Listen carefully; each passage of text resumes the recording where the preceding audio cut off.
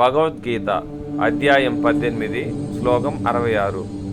అంతిమ శరణాగతి. సర్వధర్మాన్ పరిత్యజ్య మామేకం శరణం వ్రజ అహం త్వాం సర్వపాపేభ్యో మోక్షయిష్యామి మా శుచః.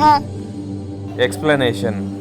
అన్ని ధర్మాలను వదిలి నన్ను మాత్రమే ఆశ్రయించు, నేను నిన్ను అన్ని పాపాల నుండి విముక్తి చేసేదను. భయపడవద్దు. మనము విజయం కోసం పరిగెడతాం, అపజయాన్ని భయపడతాం, ఆందోళనలతో జీవిస్తాం. కానీ భగవంతుడు మనకు నిజమైన శాంతికి మార్గాన్ని చూపించాడు.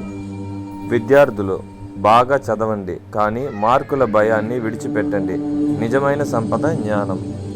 ఉద్యోగస్తులు కృషితో పని చేయండి, కానీ ఒత్తిడికి లోనవ్వద్దు. పదవులు వస్తాయి పోతాయి, కానీ మనశ్శాంతి అమూల్యమైనది. విడిచిపెట్టండి, మనసుని శాంతింపచేయండి. భగవంతుడి నామస్మరణ చేయండి, మీ జీవితాల్లో అద్భుతాలు జరగడం చూడండి. Thanks for watching. For more such videos please like, share and subscribe.